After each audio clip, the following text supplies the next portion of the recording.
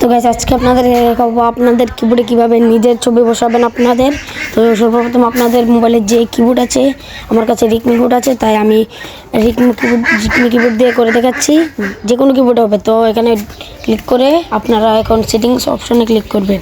সেটিংসের মতো একটা অপশন আছে, এখানে ক্লিক করার পর আপনারা এই যে সবার প্রথম যে অপশনটি দেখতে পাচ্ছেন এই অপশনে ক্লিক করতে হবে আপনাদেরকে। অপশনে ক্লিক করার পর এরকম একটি ইন্টারফেস আসবে।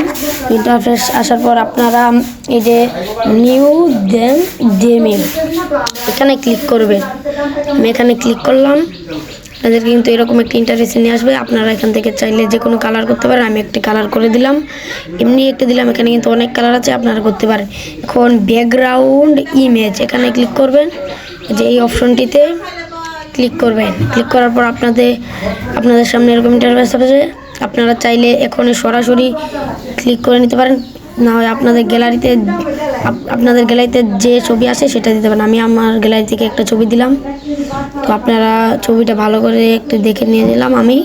তো ছবিটা কিন্তু আপনারা যে সাদা গ্যালারি দেখতে পাচ্ছেন এটা আপনার মুখের সামনে লাগবেন, কারণ এটাতে যতটুকু থাকবে সেটাই হবে। তারপর ক্রপ অপশানে ক্লিক করবেন।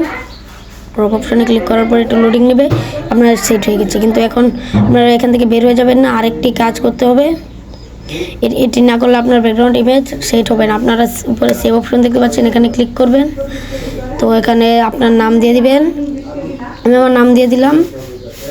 তো আপনারা কিন্তু নিচে দুইটা মুডে সেট করবেন না, উপরে যে একটা মুড দেখতে পাচ্ছেন উভয় মুড এটাতে সেট করবেন, কারণ এটাতে সেট করলে আপনারা সব মুডে মানে আপনারা যে কোনো অ্যাপসে করলে হবে। তারপর সাইন অপশনে ক্লিক করে আপনার সেট হয়ে গেছে। এখন আপনাদেরকে টিকটকে গিয়ে দেখিয়ে দিচ্ছি, দেখতে পাচ্ছেন। তো আসসালামু আলাইকুম, সবাই ভালো থাকবেন।